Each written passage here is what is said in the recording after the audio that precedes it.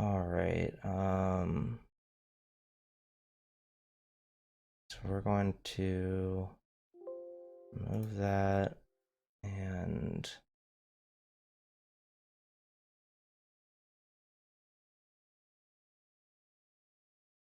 add a screen capture.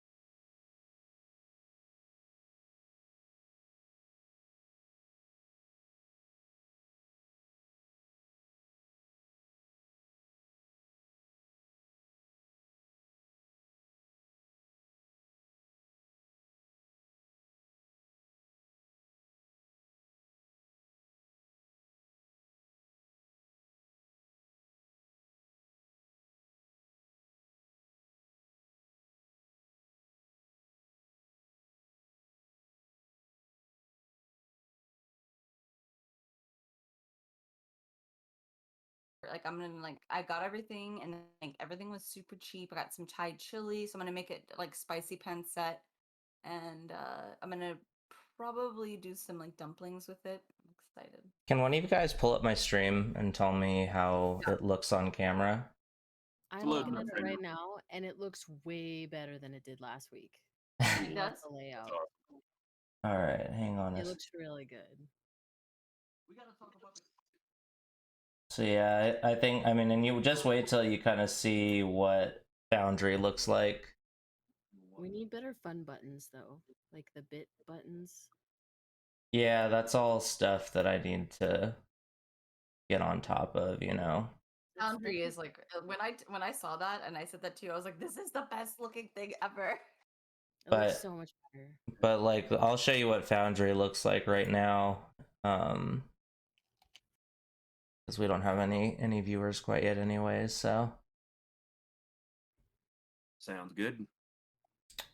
But we'll probably have someone come in soon here. Oh yeah, But that does look a lot better. so this is, hold on a second. Come on. Oh, I need to select Game Master. So this is what Foundry looks like. I'll set this up so it like stays in the center of the screen or whatever. So you see how up at the top here it says Esmond T. Warvan, Long Rest, New Day, and it says Esmond T. So whenever you do like a dice roll or anything, so dice roll D20, you like hear the dice sound rolling, and I got a nat 20, which is cool for me. Nice. But yeah, so that's like, this is what the kind of the thing in Foundry looks like. It has like all these different tools for measuring distances on the maps. It has a lot of different stuff you can do. And then your character sheets, I sort of have Esmond set up, but you can just see how much, well, I guess I can't make that bigger, but the character sheets just look a lot cleaner. And Okay, they look just like everything looks like very much more aesthetically pleasing to look at and go through. yeah, so So it's Esmond and Quip was Quip. Oh, Got it. Okay. was her name. But we won't. Oh, it looks like we have some viewers. So I guess let me kind of officially start stream. So hello everyone, welcome to the Retro Future Now broadcast. This is a variety stream where we focus on story-driven games and content. Tonight is our D&D stream, so we'll do a short just chatting section just to say hello to everyone, and then we'll just go ahead and get started. Thank you everyone for being here. I really appreciate all of you. Hey Helio, what's up? Thank you for coming by. I appreciate your lurk today. I hope you have a good time and enjoy the D&D. So let me go onto this page because this is just random shit. That's just random shit. Oh. Here, let me. Yeah, mute that tab or whatever. Yeah, Notice that. mute that tab or whatever. Now I'm the one doing. Hold on a second. Oh. Yeah, I know. Look at me, just doing it. All right, so let's minimize that. And we have the wrong game on. Still have marbles on stream.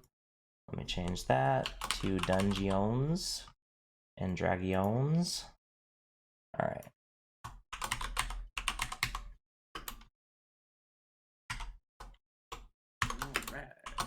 The umbrella vision. That's Let me save that. God dang. Oh boy. Cool. All right. So, and I apologize, guys. I never ended up editing down the VOD from our first session, and I thought about just putting the raw stuff on YouTube, and I didn't really like that idea either, because there's a lot of like, oh, thanks for the follow, da da da da da. It just doesn't. That all doesn't need to be on YouTube, so. I will get that done though. I'll probably put both the first session and the second session like online at the same-ish time. Mm-hmm. And then it will be there. But yeah, looking at the stream, this looks good. I like the Discord cameras way better. Oh, dude, this looks awesome. Yeah, this looks really good. Can you guys like see? I guess you guys don't need to see what's on my screen really. In fact, I really don't want you looking at the stream while we're playing. But can you read stuff in the little chat window? Oh man. Not really. Not really. All right, let me see if I can let me see if there's a way to make that bigger. That's what she said.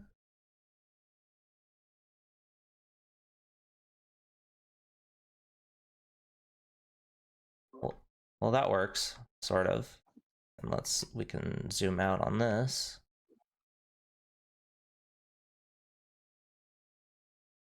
Yeah, I ended up fixing my dexterity. It was just the 1 point that was off. The armor, though, the armor's correct.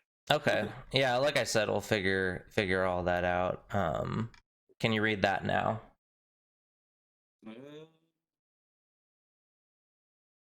If you have the stream on full screen. Yeah, you can see it. Yeah. All right, cool. Perfect. Alrighty. Let I'm gonna me. close the stream myself. So, okay, so you for sure don't want us. No, stream. I do not want you stream sniping. Oh, I see. Cause there's gonna be stuff that's on my screen that you guys should not be looking at. So Okay, Oh, I'm right, gonna stay in the stream, but I'm gonna like minimize the tab. that's what I want you to do, please. But yeah, so if you're watching in the audience, thanks for being here. Obviously you can feel free to chat and talk while we're playing, and I will get to comments as I'm able to, but enjoy the story, and I think we're just gonna get right into it as long as you guys are all set and ready. Sounds like a plan to me. I've got dice. Oh, yeah. I've got mead. I'm ready to rock. All right, actually, Yeah. one thing I'm gonna do real quick is chat for me or talk a bit, Aaron. All right. Hello, this is Karen Flintclaw, now Aaron Strent. All Good right. to see you, everybody. Alrighty, cool. TT, say something for me. Just give me a test type of thing. Hi, this is Quipitor. Nice to see you guys. Cool. All right, and Sage, please do the same for me real quick. Hi, this is Nahasha. All right, can you turn your mic up a little bit? Turn up the gain. How's this? Is that better? Much better. That is perfect. Cool. All right, so we're gonna get started. Sweet. Let me also make this font bigger because I'm blind. Hello everyone, and welcome back to IOULA. Let's say hello to our lovely adventurers. So, TT, why don't you introduce yourself first? Hi everyone, I'm Natelka Quipitor. You can call me Quip. Nice to see you all tonight. Aaron? Hi, I'm Aaron Strent. I'll be playing the role of Esmond T. Warvan yet again. Good to have you back with us. And Sage, let me have you introduce yourself. Hello, I am Sage, and I will be playing Nahasha. do you prefer like full names or just is that Whatever sufficient? whatever you would like, my dear. Okay. Last time we met our heroes, they settled into their new home by finding a bar before they even entered their dormitory. Before they did so, they got some chocolates from a strange vending machine. While out and about, they discovered a local rough and tumble dive called the Leaky Manatee, filled with curious people. After raising the eyebrows of all the patrons by asking a simple barkeep if he could, quote, break a hundo, the group sat down for a hearty drink.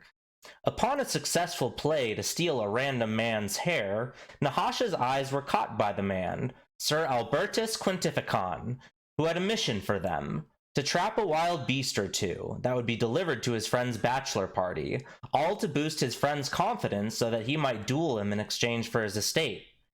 Quip was very distrusting of Sir Albertus, but ultimately couldn't get a good read on him. After more drinking, the group arrived back at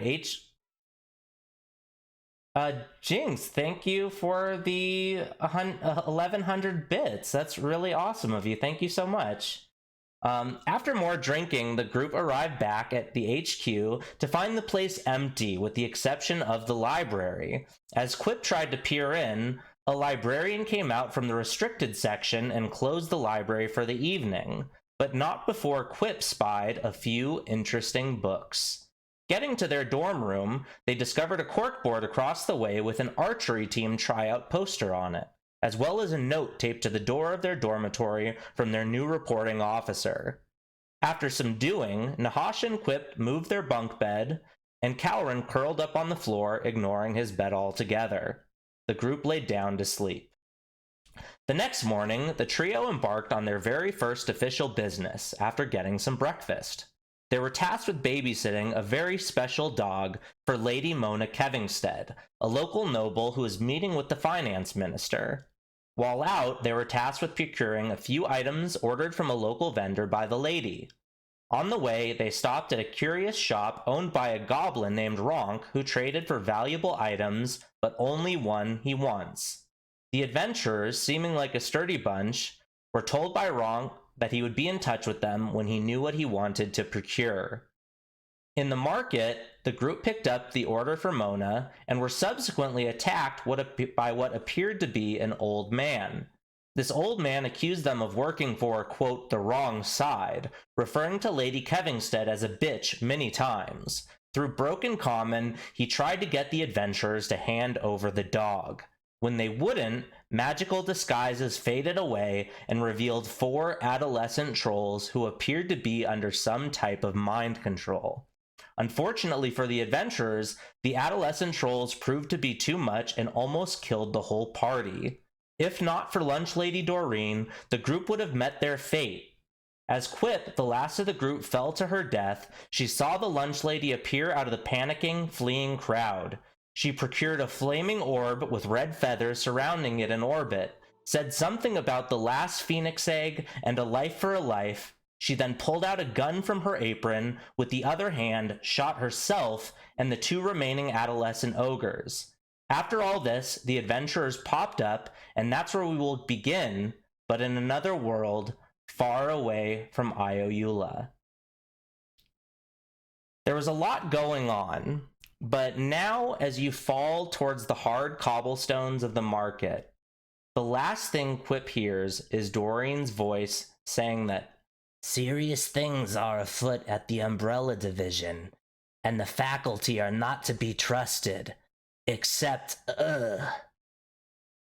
So Quip, you hear this as you fall into unconsciousness and are immediately enveloped in a night sky galaxy as you are whisked up, up, up. Eventually, you land on a cloud and suddenly it is daytime. You stand at the golden gates of Cronus, awaiting you. You hear a choir of voices singing angelically, and you know this is where mortals exit this world into the heavens. You hear a voice beside you. Oh, my sweet girl, look at that sight. And you feel a warm hand on your shoulder, as standing next to you is Lunch Lady Doreen.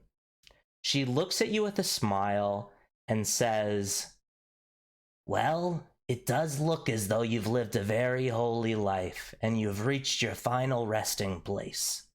However, I'm afraid your work isn't truly done. I am going to crawl into your backpack. You walk through those gates and they will sort everything out. And she unzips your backpack and she starts to crawl into it. And as you look behind you and your shoulder, you see her like peering out from the inside of the bag. She's a full-size woman. She says, "No, not to worry. It will be all good. Just walk in there, Thank you. and everything will sort itself out." And she's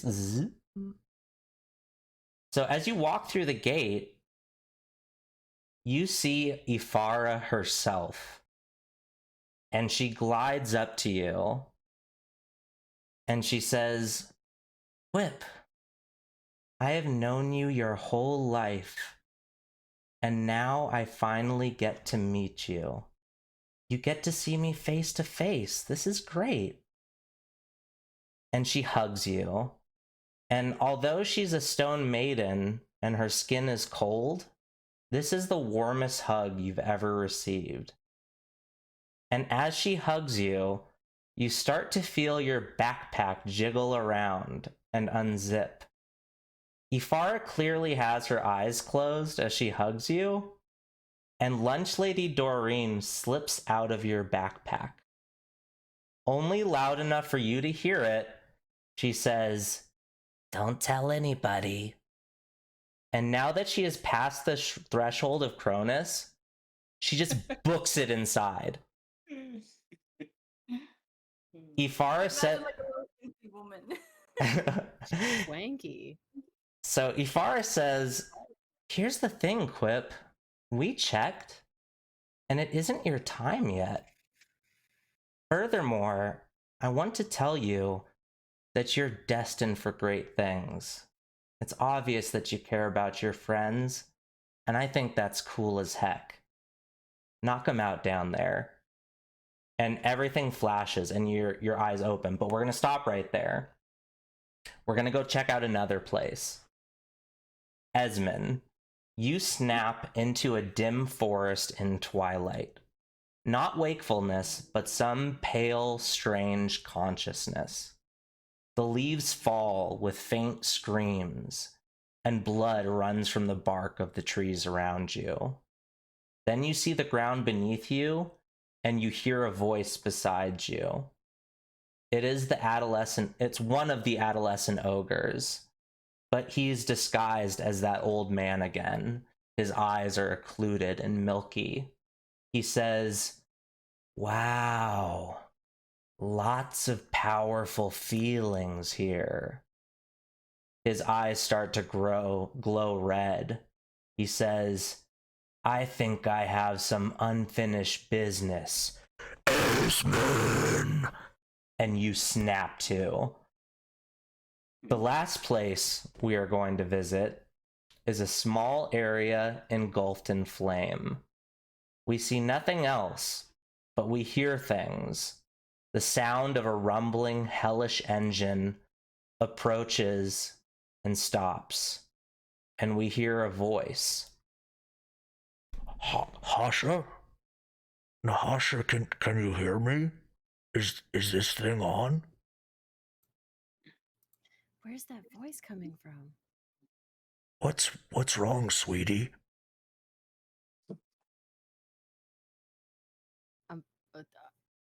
But I'm no longer unconscious. No, you are unconscious, right? This is like you're okay. you're in yeah, you don't know where you're, but you've died, and this is what you're seeing essentially in death.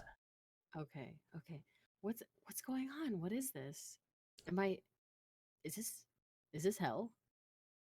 And the voice says, Listen, I gotta go. and you hear the engine kick on,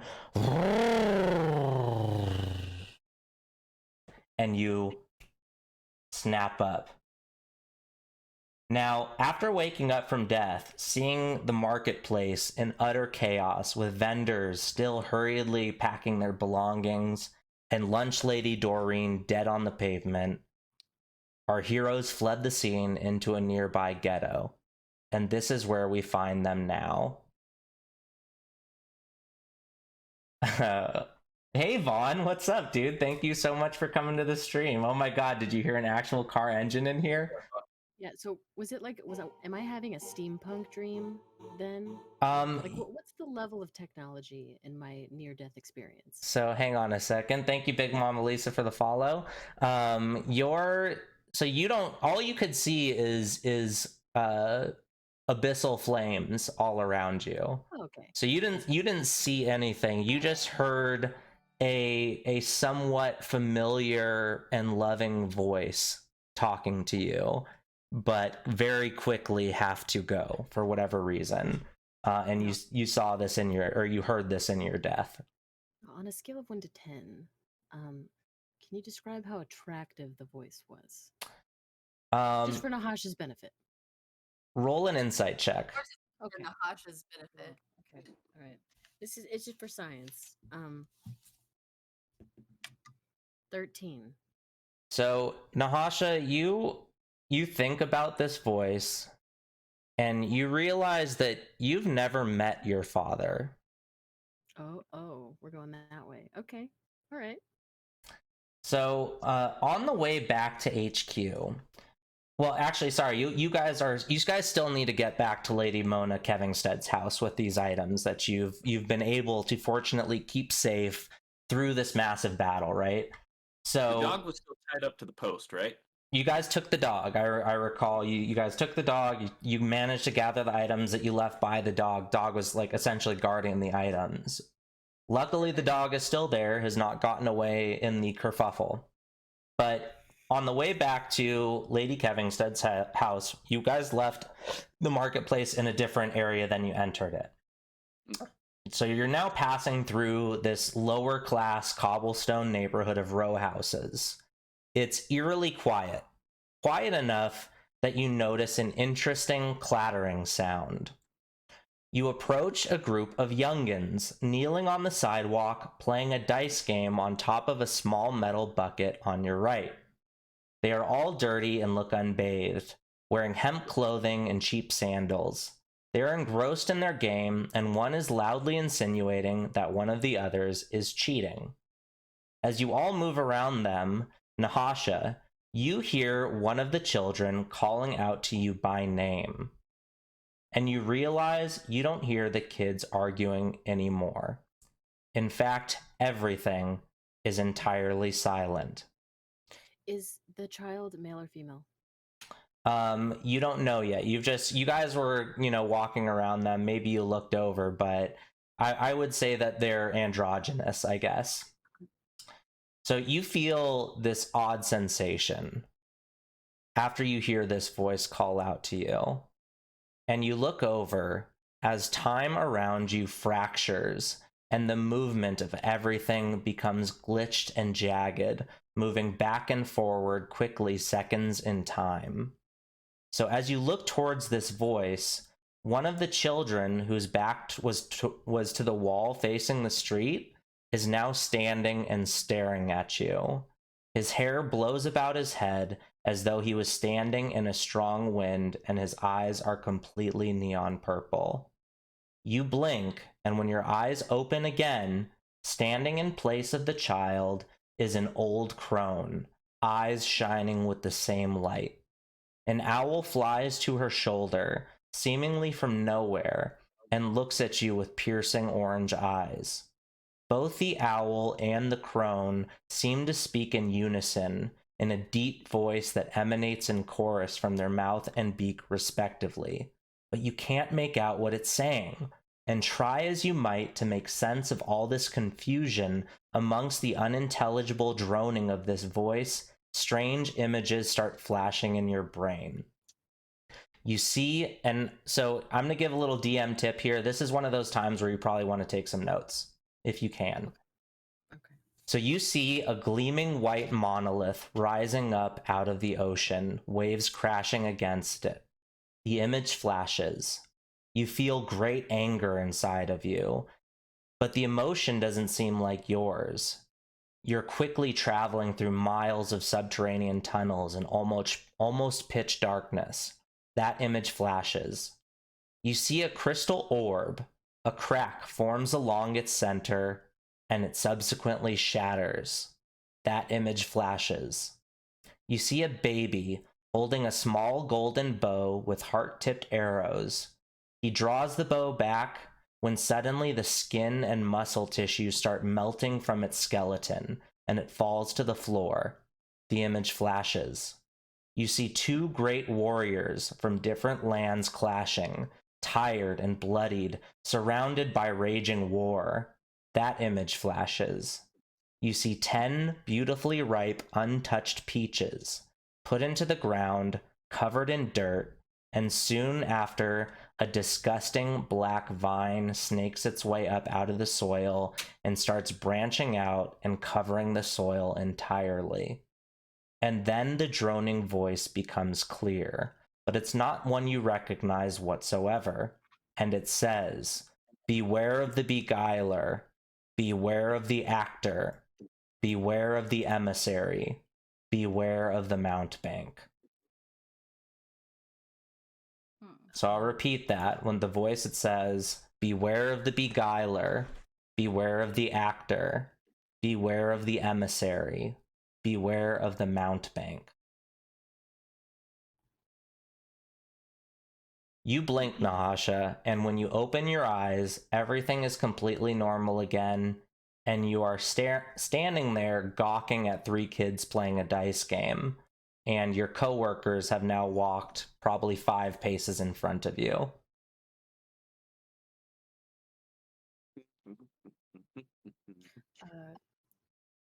Now what is a mount bank? Sorry. What do I not know? Yeah, I mean, you wouldn't know. You could make a let's see, make a raw intelligence check. Okay. There we go. 8. You do not know what a mountebank is, but you do have a bookie person with you, so Okay. you might ask later or something. But yeah, no one knows what you've seen at this point. But you just had this crazy ass vision. And you guys are, presumably just trying to figure out how to get back to deliver these things to Lady Kevingstead. And forgive me, guys, I need to go kick on my AC because your boy is sweating. Woo.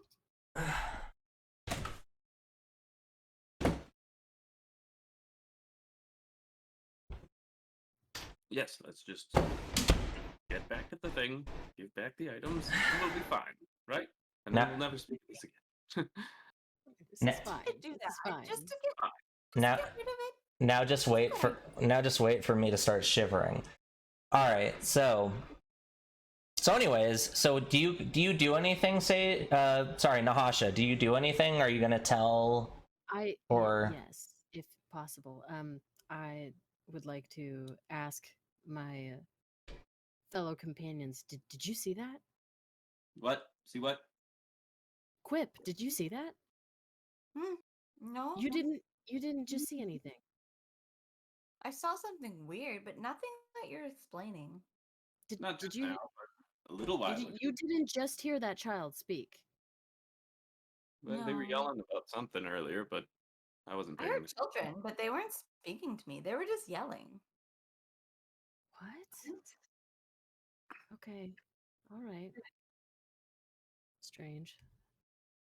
And I would like to keep what I saw to myself for fear that I'm just going insane. Fair enough. So, you guys are, walking through the city in the general direction of the Gilded Daffodil neighborhood, where Lady Kevingstead's manor house is. So, your guys are making your way downtown, walking fast, faces past.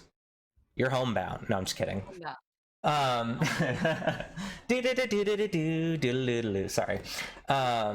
So anyways, you guys are kind of walking through a public park that has a concrete path going through it, and people are passing you by, no problem. Julius, the dog that you guys have, he's just chilling. He's walking, he's trotting, his tail's a wagging, and all of a sudden the dog goes stock still, and he goes into full-blown attack dog mode, and he starts lunging at this passerby. He looks to be just like a servant of some noble house. And I would like, Esmond, for you to make a strength saving throw. Alrighty. Let's see what we got here. Character sheet. Oh, 16. All right. So you with quickness and fortitude, you hold on to that leash. You see the runes on it start to glow as he's about to start lunging, and the servant is kind of just like walking by slowly, and Julius goes ham. He goes wild. I would like you to make another strength saving throw, this time with disadvantage. Oh. Let's see. Less than that. That's a 13. Okay. So this time you can't hold the dog, and he actually jumps out of your hand. What were you holding as well? Nothing. It was just the dog for me. Okay. Like the teapot. And I had the bird thing. Who had the violin? The violin, that was me. All right, and then Nahasha, you were also holding the bar, correct? The metal bar. Yes, the metal bar and the teapot. Cool. All right. So Yeah, I'm just holding the dog just for this kind of thing. I don't want to drop anything else. So again, the leash is glowing super brightly, and this dog is on top of the servant, and he's like barking in the servant's face, and he's essentially like he's not mauling him or anything, but he's attacking the servant's side, and where where normally a coin purse might be kept or something like that, and he like tears something off of the servant, and the servant manages to get out of Julius's way. Julius is picked up. It's kind of, he's got cloth wrapped around something in his mouth. The robe of the servant was over his waist belt, and Julius is doing that thing where dogs shake things to try and kill it. But he is in. So what do you guys do? Well, I run over and pick up the leash. Okay, so yeah, he's not making a break for it. So you're able to pick up the leash. And the servant, gets up and says, "You need to learn to control that thing." And he's like making a big, kind of trying to make a big scene. And you see people are kind of like looking over and hurriedly walking past. And I ask him. I just want to know why that he would ever go near you if you had nothing to hide. He says, "I want to know why you don't have your dog trained that well. Jesus, must be a Kevingstead thing." Well. He's trained perfectly well. He knows when to make sure that things are protected. You Look got at quite the this. mouth on you there, servant. and he says, "Fine, look at you." He says, "Forgive me, but I've just been attacked by a mongrel," and he hurriedly moves away. Oh, I wouldn't go up that way. There's more. No wonder he wants to walk away. He looks at you confused, but he's out of there.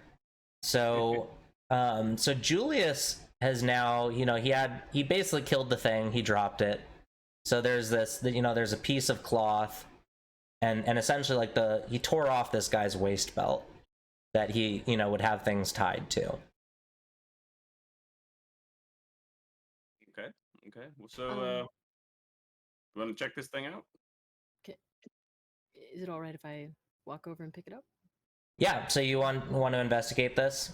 Yes, I would like to investigate. So would I need to roll like perception or anything to So So you, Nahasha, why don't you roll an investigation check? And Aaron, I would also like for you, or sorry, Esmond, I would like for you to roll a nature check. Okay, I got Okay. 9. Pretty darn good. Hang on. That's gonna be a modified 20. All right. So Nahasha, you pick up the cloth that's kind of surrounding. Actually, mine might be modified. One moment, because I believe You may have a +2 investigation. I do. I have Ooh. well, It's mug. one Love that. moment. Why am I having? There we go. Yes, I do. Pick Yeah. this up So you for me. so you had 2. So I just I rolled pay Sauron. 9 and 21. Hey Rafa, this is so right now we're live streaming my D&D game. This is a homebrew campaign that I'm writing. So I'm essentially created the story for this game, and these are some friends, one of whom you know, and we are all playing Dungeons and Dragons together. Welcome in. Yeah, welcome in, man. All right, so Esmond, you see Nahasha open up this little kind of satchel, or not the satchel, but she, opens up the cloth surrounding this dude's waist belt, and he does have a satchel tied to it, like a small pouch, but he's also got something that you know very well from your days in hunting. Okay. This is it's like a small metal orb that has like holes in it, punctured in it, so that you can put some type of attractant into it. And what is inside this is the musk of a displacer beast. Now, you would know, knowing about blink dogs, that displacer beasts and blink dogs are mortal enemies. And this is likely what set Julius off. Yep. So I did this to the party. So, now what you find is, Nahasha, with your investigation, you open up this satchel, and inside of it, you find a note saying, take this thing, be near the dog, make sure you're near enough he can smell you. And then it's signed at the bottom with a big letter M.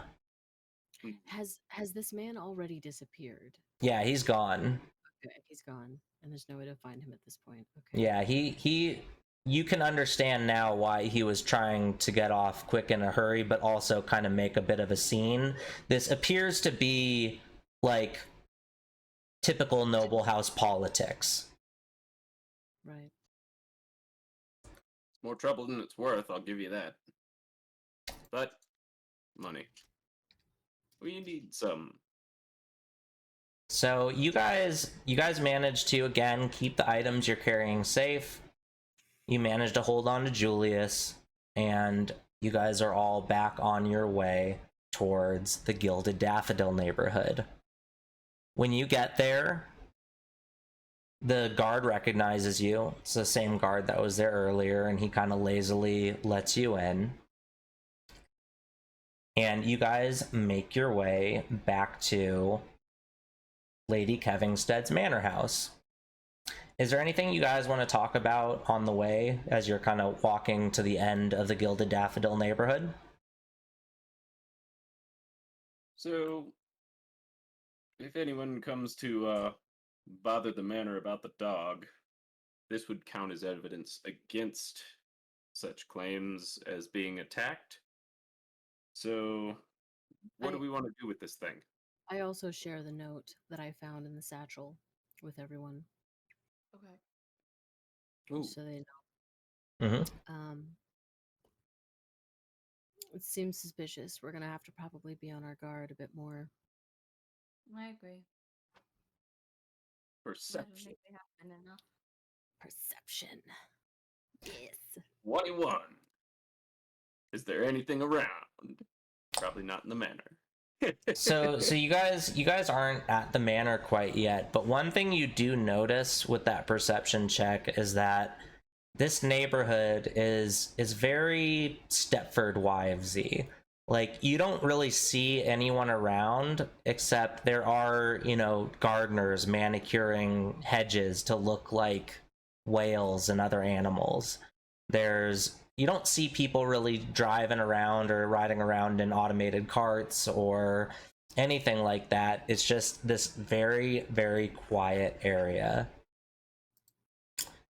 But you guys get back to Lady Kevingstead's manor house, and you're escorted into her drawing room, and she comes in with a gal who's like holding the back of her dress. You know, her dress has a train, and she's holding the back. Hey Rosebud, thanks for coming to the stream. This is our D&D live stream. I'll take a quick break just to say, if you're new to the stream and you're watching, my name is Retro. I'm a variety streamer who focuses on story-driven games and content. Thursday night is a D&D stream, but we're happy you're here. Hey, Fallen Rosebud. So so you are sitting in Lady Kevingstead's drawing room. Do you like give her the note and stuff? Should we? I mean, So should we tip her off that she may be involved in something sinister? she probably knows. I mean, do you Woman as she is. do you want to make an insight check there, Esmond? Do I want to make what? An insight check? Let's see. Whatever Nine it plus is, some things. I highly doubt it has anything to do with us. It's got to be her. So as long as That's we... a total of 11. Okay. She does seem like kind of an oblivious person. She kind of seems like she does, you know, she does what she wants, and you think it might be a good idea to let her know that, you know, someone was essentially not only trying to steal her dog in the first place, but someone's like fucking with her. Yeah. Yeah, you think you might want to know that if it was happening to you. Yeah, that's probably a good idea. That's fair. Yeah, let's let you know what's going on. All right, so you hand her over the note. She's just come into the room, and she like sats down, and her dress does the thing where the dress is filled with air, so she has to like push it down. And she looks at the note you've uncovered, and she exclaims, "Mare's Bane!" Her face is flush, and her hand is shaking. There's several beautiful young women that are in the process of bringing in tea and finger sandwiches. It's on wooden trays served in ornate cups. Lady Kevingstead looks at the guards in pink tabards flanking the entrance to the drawing room and orders all of them to leave. Without saying anything, her servants quietly slink out of the room after depositing the tea and these delicate little triangular sandwiches. Julius sits stoically beside her, briefly looks up at her face, visibly worried. She eventually regains her composure, walks over, and takes a seat on an armchair near you all. She smooths more wrinkles in her voluptuous pink dress and eyes you all. And she says, "Please, one of you, tell me more about the interesting morning you've had." Well, there was some strange old man trying to take your dog, and turns out he and a few of his companions were actually trolls. We were set upon. People attempted, I believe, to take the items that we were getting for you. It was all very strange and odd. Someone has it out for you, I think. She looks pensive for a moment, and she says, tell me a little bit about all of your upbringings, if you don't mind. How about you, sir? Do you come from money, perhaps? Not from it. I've kind of joined society on my own, so to speak. How about you, miss? And she motions to you, Nahasha. have some background with underground politics, at least between the pickpockets and whatnot. Hmm. I would say it's a suspicious situation.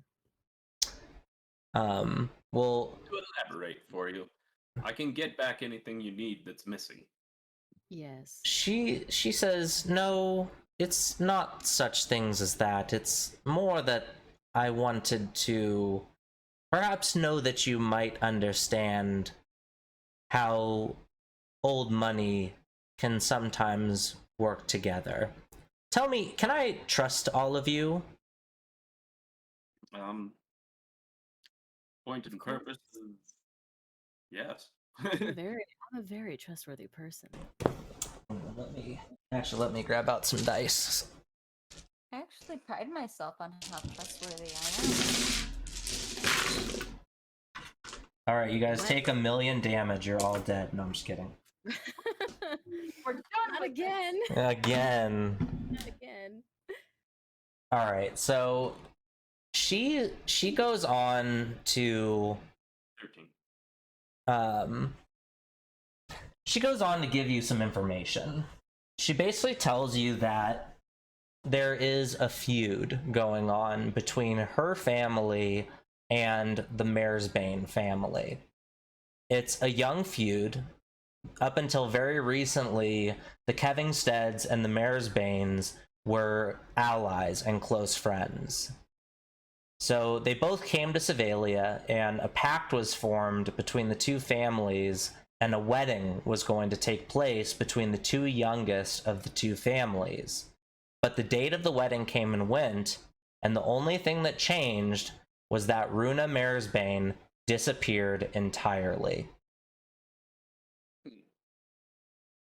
So she's saying, yes, and so she got cold feet and just left. Ugh, humans are always feuding.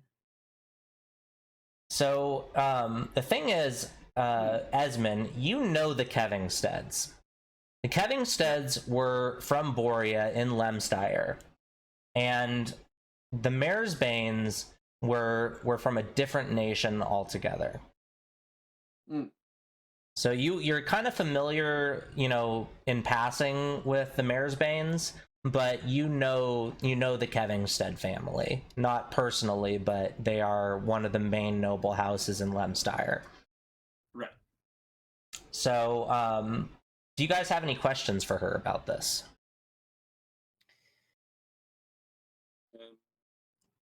How long ago did this take place? Well, the wedding was supposed to be on the 1st of this month, just before you folks were supposed to arrive. And she's correct. You all were a little bit late off the boat. You hit a big storm, which is Yes, the storm. so it waylaid you guys a little bit. But there was supposed to be a big event that your gnomish boss from back at tech school, we'll call it, he told you about. You guys were supposed to make it there in time, but you hadn't. And she gives a little bit of a sneer, kind of insinuating that maybe if you guys were here that something could have been done. But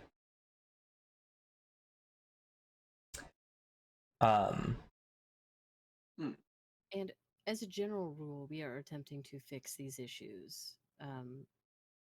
No, your job is to essentially do whatever the Umbrella Division asks you to.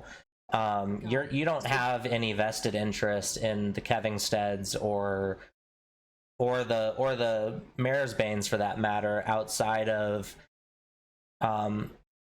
so make a more of a domestic sort of right. residential feud. Well, make a persuasion check for me. Okay. It is a 9. Okay. Actually, let me do it because I might have. One moment. Let me double check something. Okay. Then I'm gonna roll on here.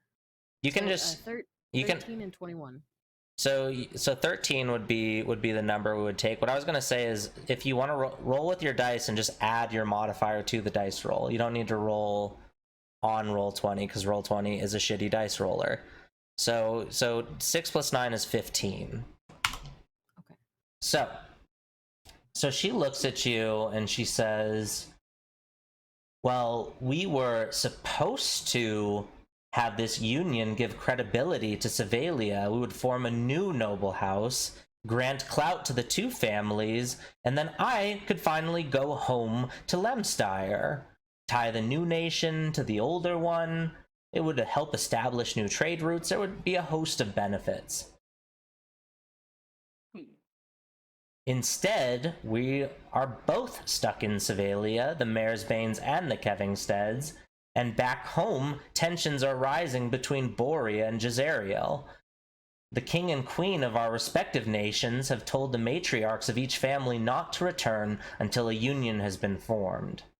And unfortunately, Sevalia can't benefit either. So she's basically told you that, you know, the wedding arrived, and she's not telling you why exactly, but you know that Runa disappeared, you know that the wedding didn't happen, and the two families blame each other. If you want more information from her, because she does, without an insight check, I will tell you that she is the type of person who seems to let on less than she knows. So it's going to be a high persuasion check, but you can roll another persuasion check. And I would like to roll and ask why Runa disappeared and why, if she knows. Madam, a quick question, if you will.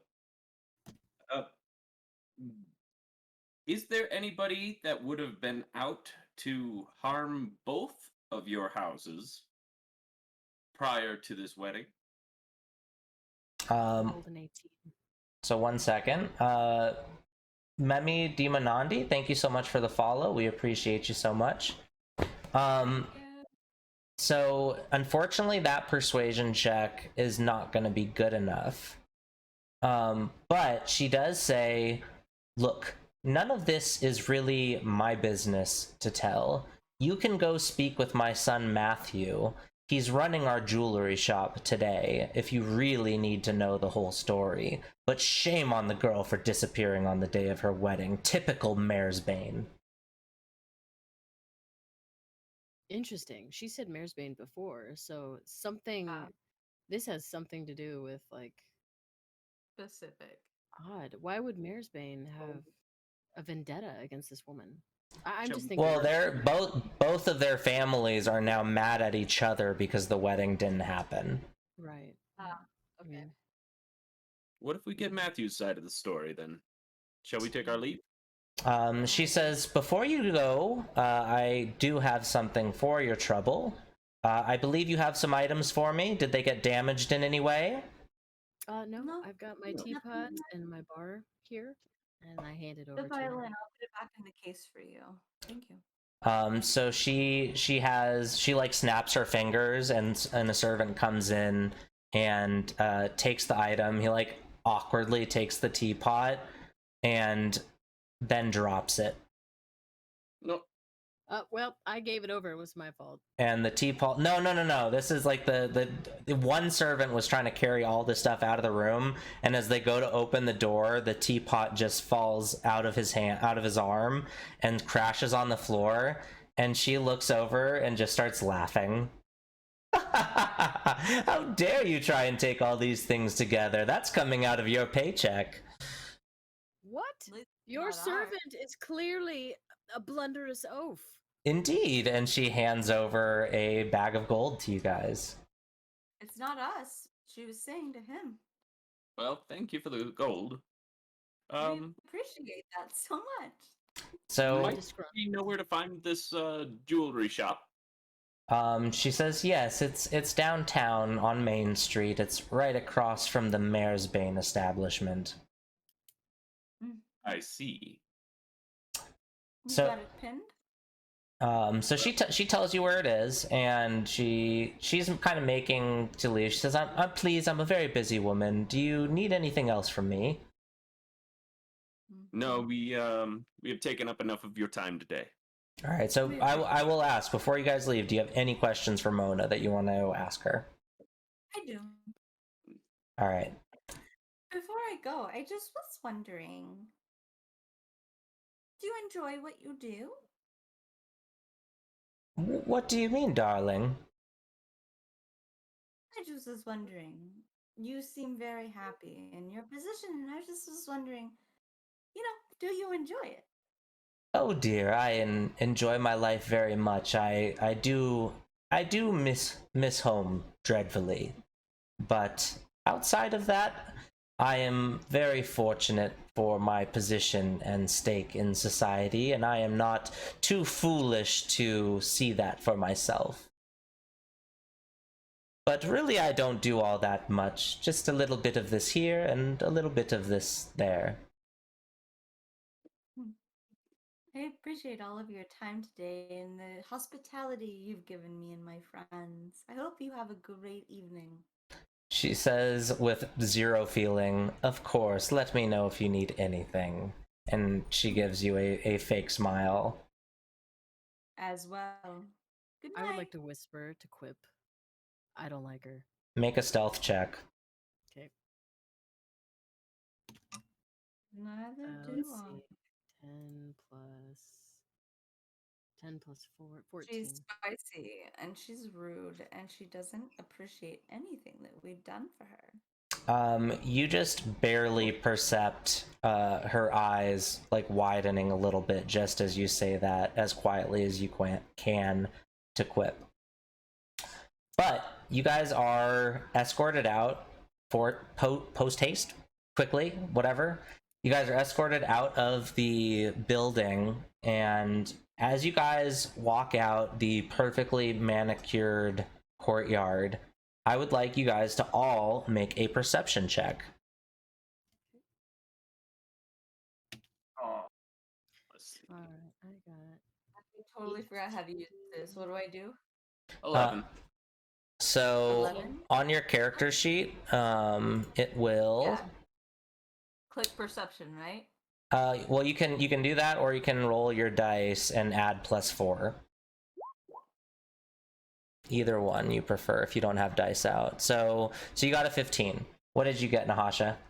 I got 18. Okay. So as you guys are leaving, Nahasha's noticing everything today.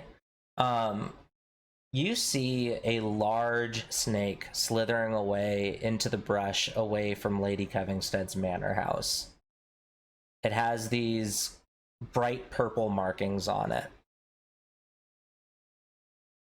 It's slithering away. Yep, you can see it like, it looks like it was at a window, or I guess you can't really say that, but it's like slithering off into the distance, probably like 30 or 40 feet away from you, basically in a straight diagonal line. Like if you followed an arrow from its tail, it would have been pointing at a window that's looking into the drawing room. So it looks less like it's on a mission and more like it's just retreating. Yeah, at this point it just looks like it's retreating, but that is the diagonal direction. You know, it would be if you trace the slither back to the house. Okay. But yeah, so you guys see that, and on the way out of the Gilded Daffodil neighborhood, and on your way back through town, you guys follow her directions to an upscale section of shops with well-manicured streets. Amongst all the shops on the street, directly across from each other are two jewelry shops, Maresbane Jewelers and Masterpieces by Kevingstead. The sky is blue, and you can smell pastry's pleasant smell wafting through the air. A family of high elves walks by with a very young child eating a lollipop. You see a city guard hassling a drunken vagrant out of the area as a couple passing by sneers. Just outside Masterpieces by Kevingstead, you see another one of those vending machines that have the Health Dots BBs. Question. I want to grab some, please. This Matthew, I'm speaking to Quip in this Mhm. moment. Quip, do you think this Matthew fellow is spoken for? I mean, he never got married after all. He looks quite dashing. I mean, Y- have you spoken to him? Well, no, of course not. I'm just curious if you think he's spoken for. I don't have the detector, but I think he is spoken for just simply by the fact that he doesn't even look at you. It could be modesty, Quip. Well, neither of you guys have seen this man or talked to So him we have yet. not yet seen him. We Well, came you to haven't. see him across the. You guys are just outside on the street. You see these two shops, across the street from each other. So you haven't seen him. You don't know what he looks like. You haven't talked to him. Okay. He could look like a troll for all you know. Okay. Do you like trolls? On occasion. I mean, depends on how they are built. I- But anyway, I think you should go and talk to him. Oh, well, we're all going to. I want to ask about Runa. I want to know what happened. Go enjoy. Indulge. Yes, I thought we were gathering information. Yep. So you guys just have to walk into the store and actually talk to him. That's what I'm saying. Let's That's go. all. All right. Going Cool. inside. Cool. Well, So I thought you wanted to Okay. get something from the bakery. No. Going. He wants no sweets. Do you not remember anything? All Walk right. in the door to the jewelry shop. All right. So, well, do you guys go into Masterpieces by Kevingstead first, or do you guys go into Maresbane Jewelers first?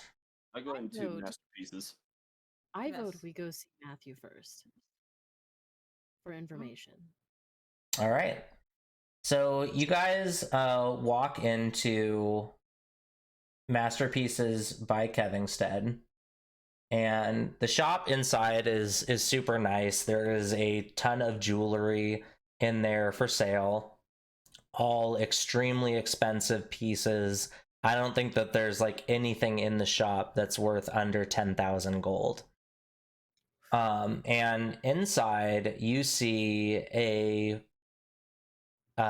young kid. I mean, this dude looks like he's maybe 16 years old, and he's got like disheveled blonde hair. He has very similar facial features to Lady Mona Kevingstead, and he kind of speaks up. You can almost barely hear him. He's very soft spoken, and he says, "Hello, welcome to Masterpieces by Kevingstead. How can I help you?" Excuse me. Do you know a Matthew?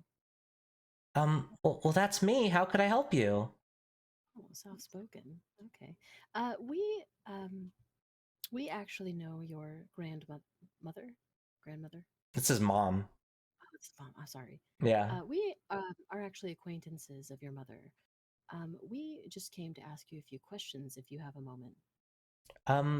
Yeah, sure. What's going on? Well, hopefully this isn't a sensitive subject here, but what can you tell us about Runa? Why did she leave? So when you mention Runa's name, you see his posture drops, and very quick, like he's kind of fighting back tears very quickly. And he says, I don't know if I want to talk about her. She deserted me. Well, actually, that's what we're here for. We may be under the impression that something has happened to her. I agree. Well, I wish I know what did. I guess all I can tell you is that. Do we have to talk right here? Can we go in the back? No, of We You may. course. can go Yes. anywhere you like. Um, Of course. I'll so- lead the way. So Let's go. he goes up to the front of the store and he flips around the sign, the open sign, and he locks it. And he takes you all into a small back room that you all can barely fit into together. Ooh, It's just I'm like all for prefer a more private setting. Smells here. So he's kind of sniffling a bit, and he says, "Look, I don't know much. I guess all I can tell you really is that she changed a lot after coming here. Up until the day, Changed how?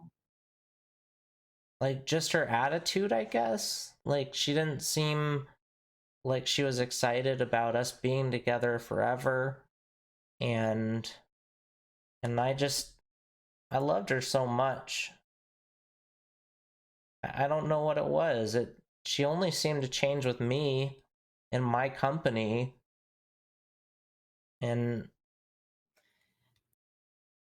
Matthew, is there any part of you that thinks her disappearance could have been something nefarious? um I I don't I mean she's 16 like me. I don't think she had enemies really. I mean, I guess there were some people at school that were kind of mean sometimes to her, but I don't think they would do any. School. No. And he says, I really feel like maybe you could talk to her assistant, and maybe she would be able to tell you something. I really don't want to talk anymore. Okay. If Appreciate it. Well, worry not, friend. We will let you know if we find anything. so he actually, I'm blanking on her name, of course, right now, but he gives you the name and information for Runa's like assistant that she had. Could I slip Matthew one of my chocolate truffles just to cheer him up a bit and let him know it's a bit of an upper? Sure. So you hand him over a chocolate, like unwrapped, just like in your hand, and he takes it and he says, "Oh, thank you." And he takes Let me know it. if you ever need anything else, Matthew. How do I contact you, I guess? Well, actually, we're staying at the Umbrella Division. Just so you know. I don't know what that is, but sometimes I That's need sometimes I do need help with my math homework, so It's right down the street. I can take you there if you want me to. I can take you anywhere. he looks very uncomfortable, and I see Quips And looking how at about me, those and I stop patience, immediately. ladies? Disappointment. so I want Quip, make a perception check. Love this shit. I'm sorry, I don't mean to dirtle. Like, I'm not trying to make us dirtle, but I just. Sound like you said something about dreidels. Hold on. Okay, hold on. I gotta pull up my thing. Give me a second. I'm the hardest. Perception. In all seriousness, if it's too much, let me know. All right, No. so even with that, like, because it's not like Nahasha turns around all proud, starts to walk out towards the front of the store, and you just see like Matthew do that thing where like like a guy gives you a shot and you don't want to drink it, so you just throw it over your shoulder. He like does that except with the chocolate. He pretends to eat it, and he's like, And I don't see this. no, he's like kind of like chewing fakely as he takes you guys out of the store. And he says, "Well, have a good day. I guess I'll let you know if I need anything." Appreciate you so much. You have a wonderful day yourself. I'll see you later. Thank you. Because I still don't know. And so yeah, you guys walk out onto the bright street, and you guys are across the street from Maresbane Jewelers. Okay. Well, should we check the place out, or I think that would be best. I think so. I mean, why not? I want to go. Let's go. Cool. Alright. Do we have anything else that we need to do today? Any other orders? Nope. Well, there was that guy we met at the bar, but I don't think that was today. No, that was like at the end of the month. Yeah. Question, Esmond, Quip. Yes. After we investigate, if we have time, would you guys care to go to the tavern? I would always care to go to the tavern. All right, It's an evening moment. What kind of a question I- is that? I'm down. We're Uh, going. So you guys walk across the street and you find Maresbane Jewelers to be almost the exact same shop, except instead of a soft pink that the walls are painted in Masterpieces by Kevingstead, this shop is a light purple color, like a lavender. But outside of that, these shops look nearly identical. And out of the back, as you guys enter the door, there's a little chime or a little bell on the door. This really gaudy looking dwarf comes out.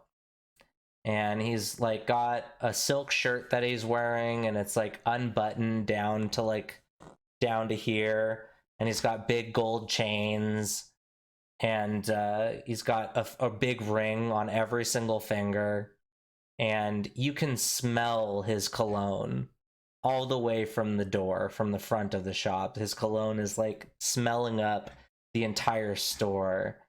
And he comes out and he says, "Hey, how you doing? Welcome to my shop here, Maresbane Jewelers. Obviously, you read the sign.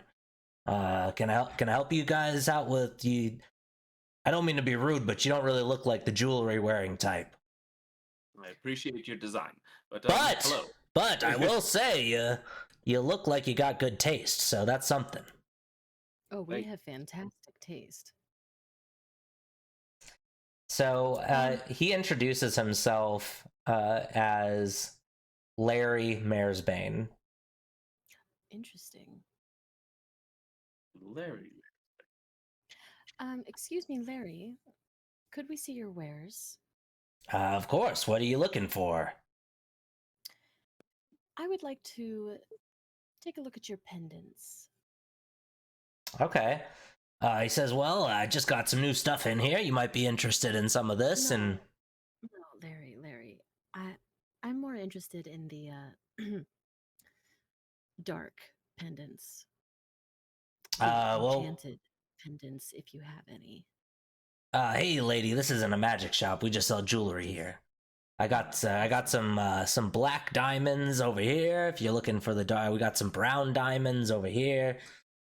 Getting pretty popular. People didn't like them for a long time, but now they like them a lot. So, and as he's like passing over stuff, and kind of in the back of the case that he's looking at, you see a very interesting looking stopwatch.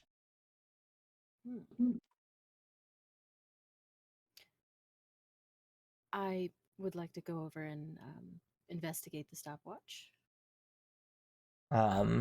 So I mean, it just looks like you're not gonna. I'll just tell you, you're not gonna get anything from an investigation check on this. It just looks like a kind of antique, ornate,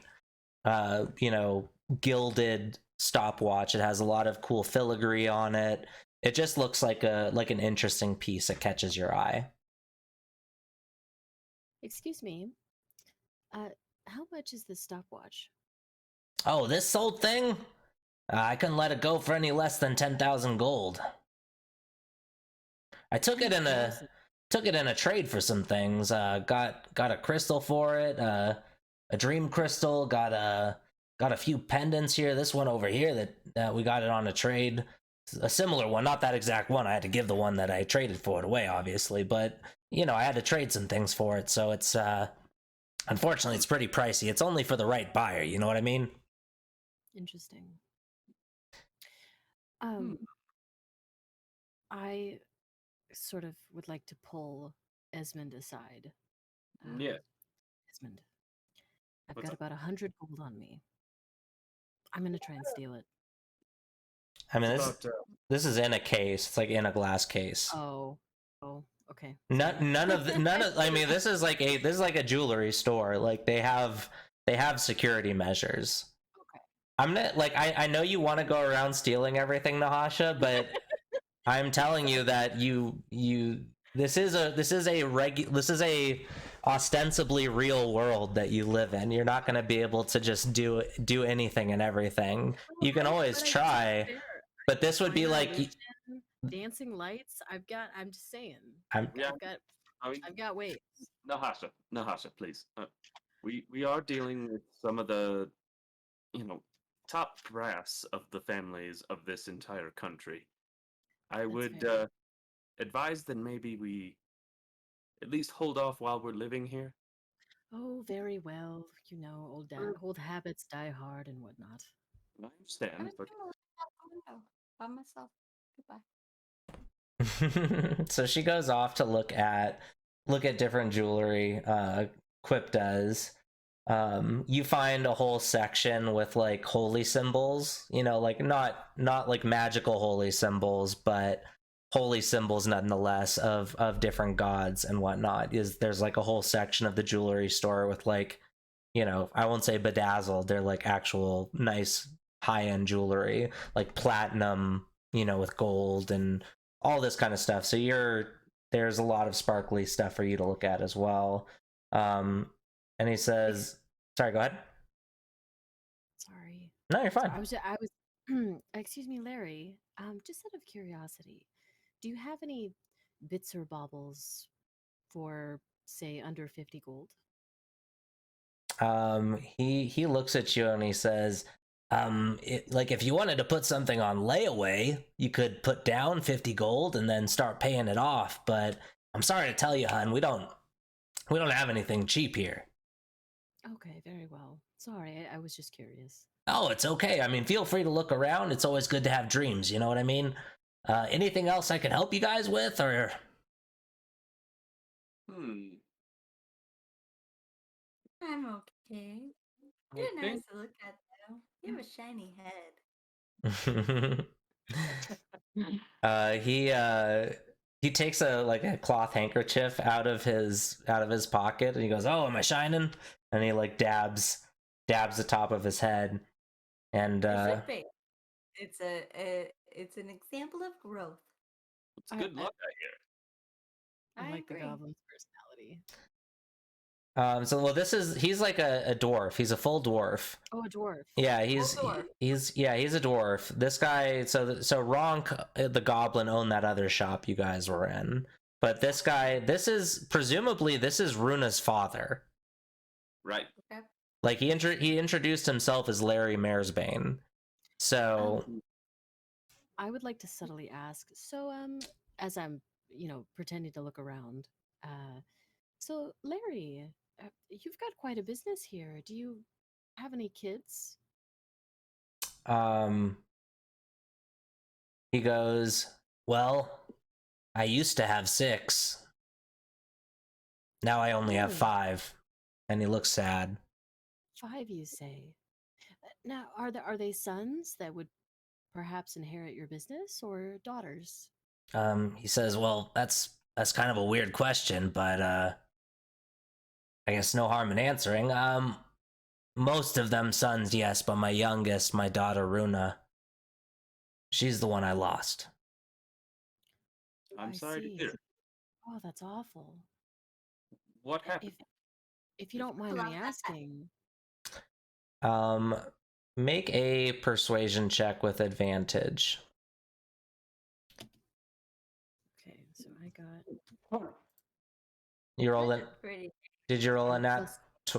So who's Y'all doing this? No, that's what I was gonna ask. Who is rolling for this? Is it Nahasha or is it Esmond? Quip.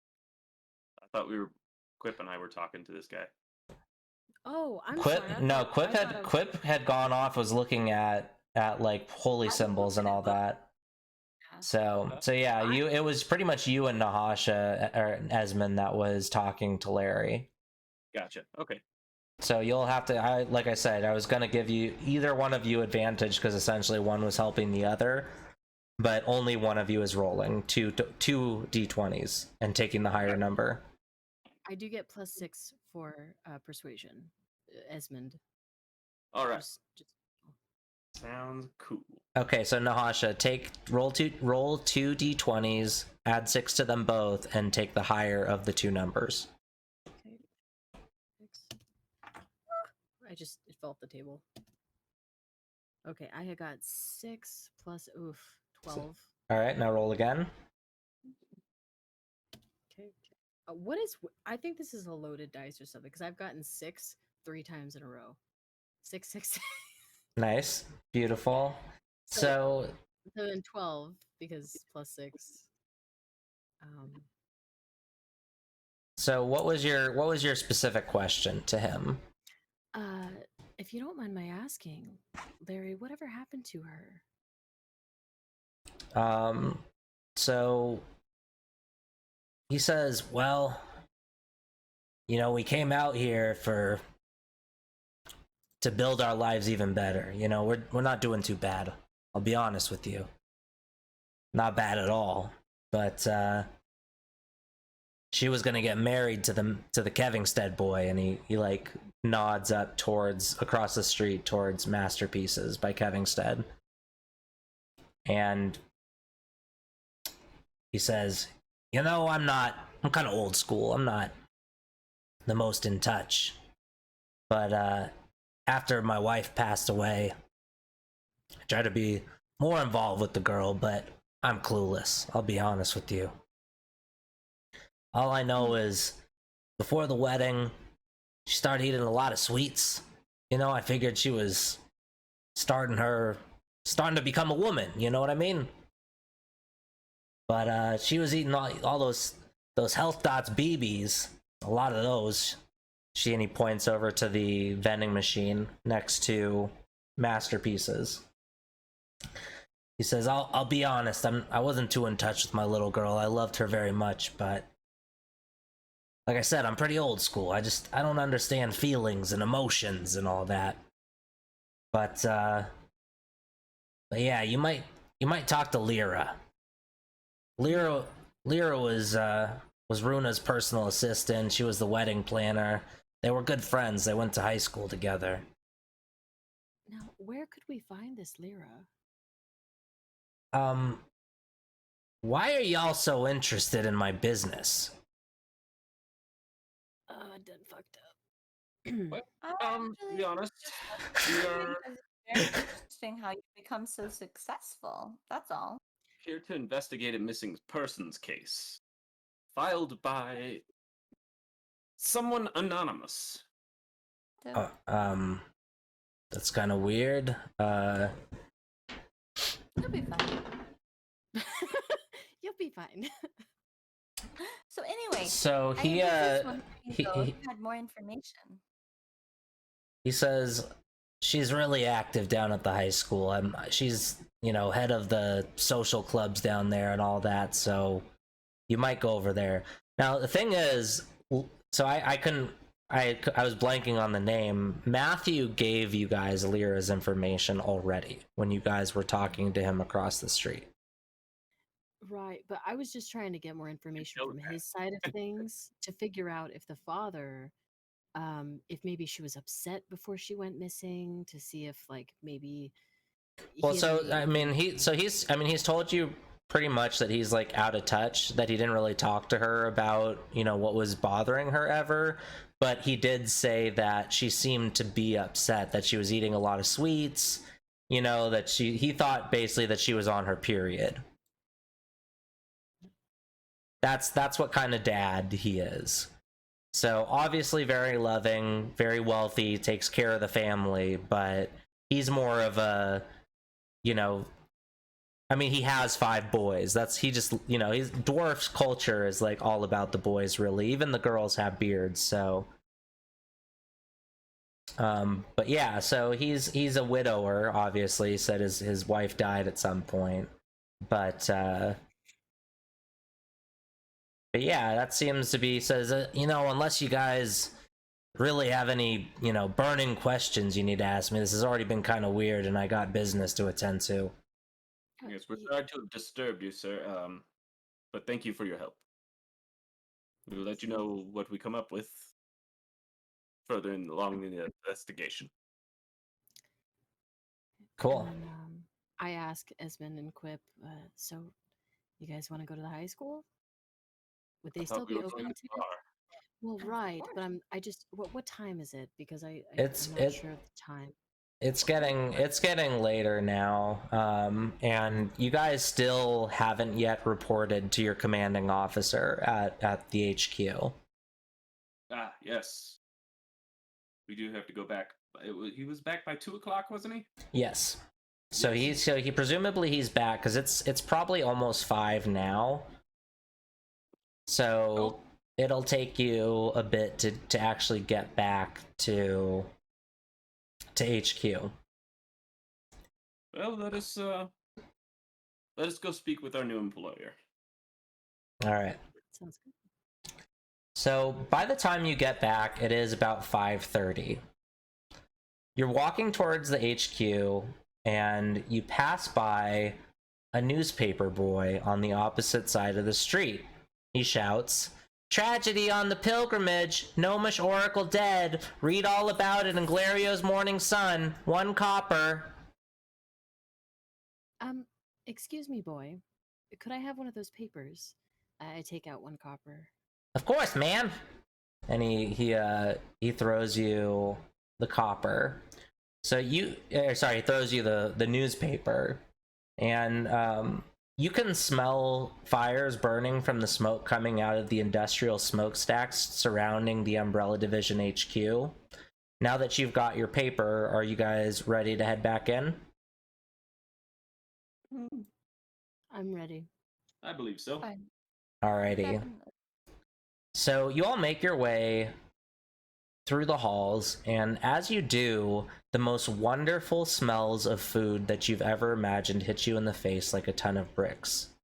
So you're at the intersection where you can go down towards the towards the dorms, this other hallway to your left, which is to the cafeteria, and then you're passing by, on your left hand side before the intersection is the quote unquote principal's office, or the office of Nesta Greylock, which at this point has another note on it, and it looks to be dark inside the office. All right.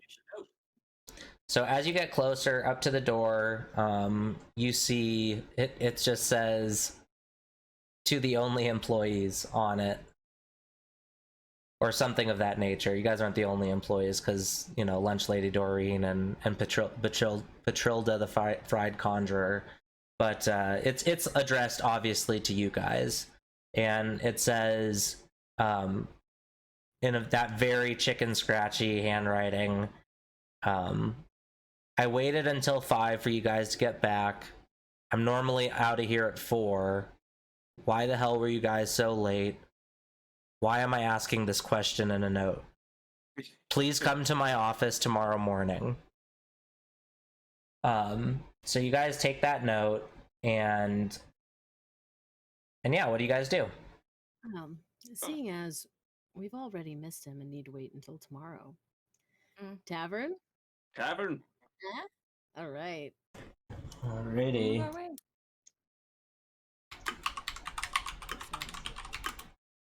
All right, so are you guys going back to the Leaky Manatee?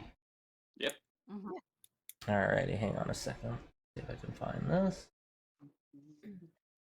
Now, Esmond, you know how I get when I'm drunk, so I'm going to take a few gold pieces out of my purse, and would you mind holding the rest? I don't mind. Okay, thank you. Mm-hmm. Sorry, I need to find this. I don't know why I don't just have this up and ready for you guys, because I know you guys will go.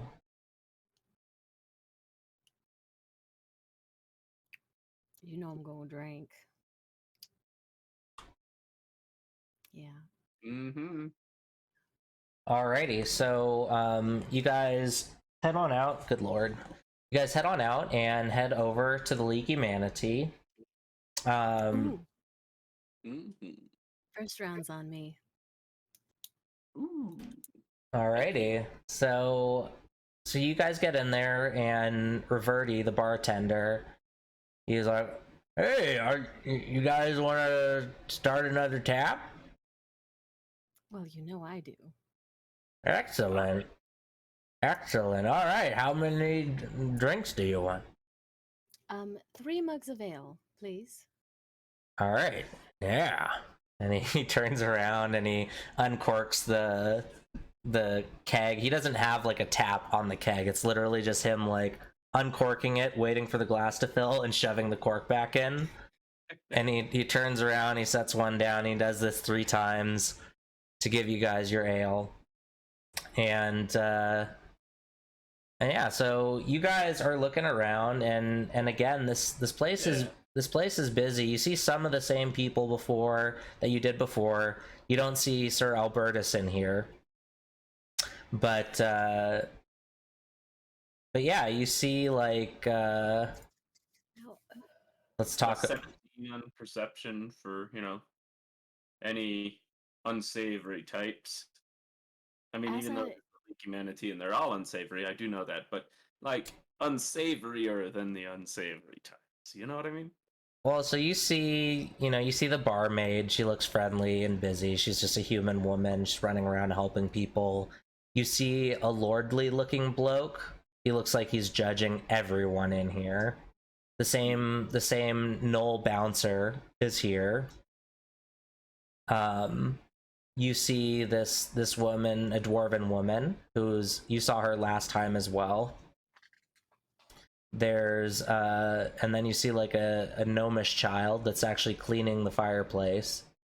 This fireplace is looks pretty unique. It's got interesting stonework, and it's got all these like different manatee themed tchotchkes all over it.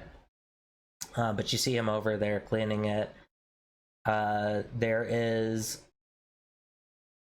this like lizard folk dude who's off in a dark corner. He's probably the most unsavory looking one of the bunch. He appears to be like a druggie. I'll just say it. He looks like a druggie of some sort. And that's kind of the folks you see in here right now. So, I see. as I look around, do I see anyone with luscious and or thick and stealable hair?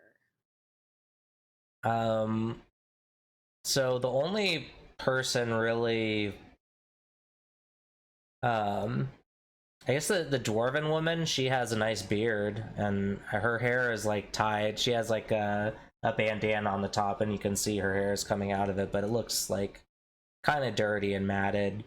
I guess the child would maybe be the only one who has some hair, but yeah. So you guys have your drinks. You sit down at a table, and what do you guys want to do? Cheers. First Alright. off.